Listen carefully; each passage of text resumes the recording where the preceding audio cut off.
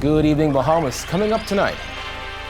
The tourism minister sends out a stern warning to gaming house owners breaking the law. A man shot and killed by police. Hear what the commissioner has to say about it. The leader of the PLP reveals plans on taking legal action against the person responsible for a voice note containing homophobic and racial slurs.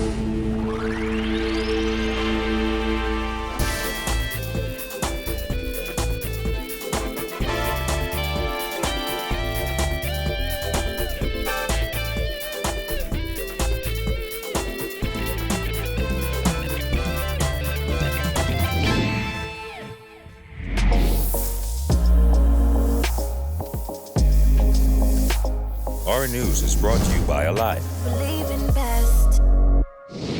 Welcome to Our News and thanks for joining us. I'm Kyle Joaquin. Top news tonight, crime is down by 17% across the country for the first half of the year, according to Police Commissioner Anthony Ferguson.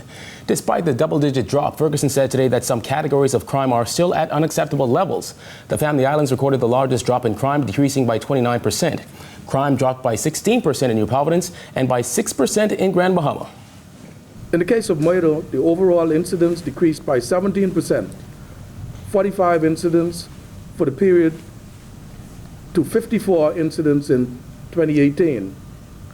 Overall, rape figures decreased by 37%, with 24 incidents compared to 38 incidents in 2018. Ferguson said police are more intentional in their approach and strategies this year. Preliminary figures for 2019, the half-year mark, indicate that crime across the entire Bahamas increased by 17% when compared to 2018. Violent crimes decreased by 14%, while property crimes decreased by 18%. Crime in New Providence decreased by 16%, and in Grand Bahama decreased by 6%. The Family Island shows a decrease of 29%. As the coroner investigates a police-involved shooting that took place on Wednesday afternoon, the police commissioner is defending officers who take aim at suspects. Jared Higgs has more. Now, according to police, it was around 1 o'clock on Wednesday when they say they encountered a man who they say was selling drugs. Now, they say that man engaged them, resulting in him being shot. He was taken to hospital, where he later died. Family members told Our News that the man shot by police is 21-year-old ADRIAN EMILLIEN. In the space of 24 hours, there were 2 persons who were shot, one fatally. In both incidents, those persons were armed with firearms and have confronted the police. Ferguson was asked whether there was any concern over a perceived increase in fatal police shootings. He pointed to the 45 murders for the first half of the year and doubled down on the suggestion that there is evidence that the people who were shot were in armed confrontations with police. If you shoot a police officer, he will bleed, he will die. And so, if you are out there and confronting and on the front line, and you are in possession of a firearm and you confront the police, it is very likely that you could be injured. Ferguson was then pressed on officers' training when dealing with armed suspects. These are live bullets that we fire. These are live bullets that we fire. They're not rubber bullets. They were not rubber bullets, and we train daily. We train daily because I think the Bahamian people is asking, and I think you just mentioned it, the fear. You know what it is, the fear of you walking and somebody shooting you? You don't want that fear. So the police ought to be that buffer to make sure that if any shooting to do, let them shoot at the police, because the police is trained to take the necessary action to prevent you from being shot. Back in February, a 23-year-old man was shot and killed by police in the Cool Acres Haitian village.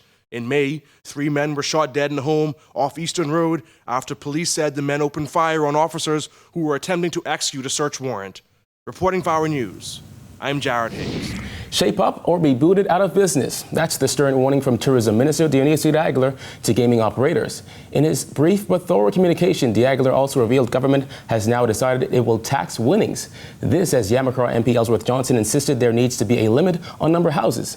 Jasmine Brown reports. But to those who are operating in this market without a license or have no intention to catch up on their back taxes, we will move with haste and determination to shut your illegal activities down.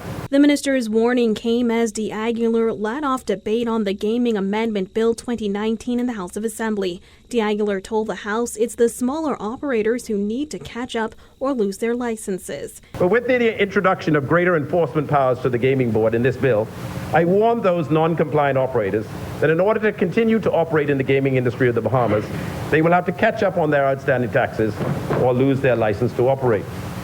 A number of smaller houses have assured me that with the passage of this new legislation and accompanying amendments to the regulations, they have every intention of catching up. So I am optimistic of a positive outcome. On Wednesday, the government tabled amendments to the gaming bill that would empower the gaming board to have jurisdiction over all gambling operations, whether licensed or unlicensed. It also set out a new tax regime for gaming houses after strong pushback from gaming operators over the implementation of a sliding scale tax. The government and gaming house operators have since agreed to a new scale, which will tax gaming houses with net taxable revenue from $0 to $24 million at a rate of 15%, and those with net taxable revenue of over $24 million at a rate of 17.5%. This increase in the gaming tax rate should generate an additional $10 to $12 million in gaming tax revenues and increase the government's take from $22 million to $32 to $34 million annually.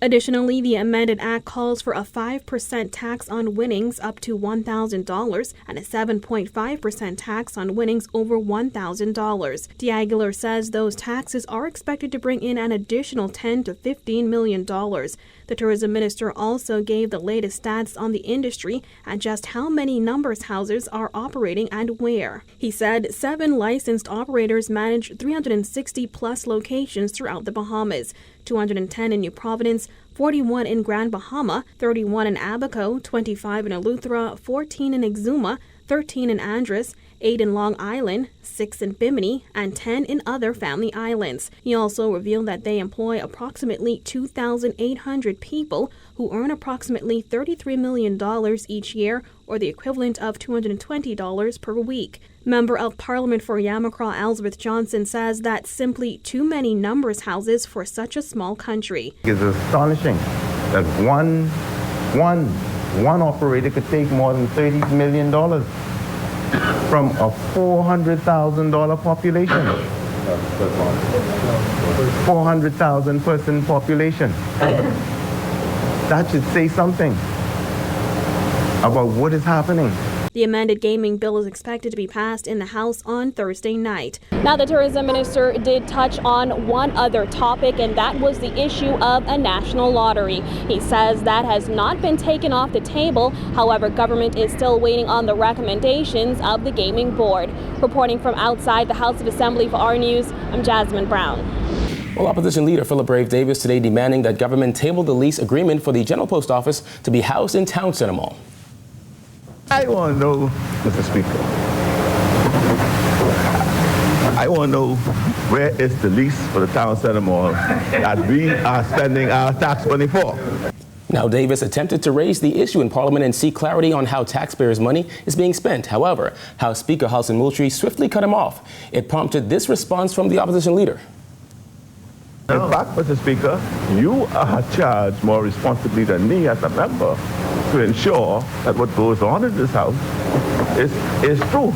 So, in fact, I would have expected Honorable Member to have raised this matter, saying, look, I see somewhere where this was said in the House, and this is now being said and uttered by members. Honorable Member. Honorable Member. Don't make sure things in here. Honorable Member. Right. First of all, you don't need to tell me what my role is.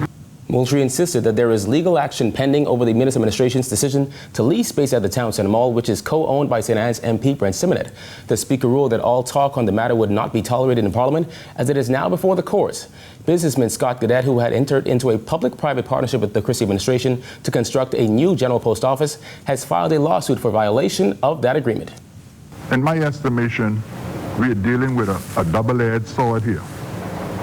We don't want to act in a way that could prejudice the outcome of a matter before the courts.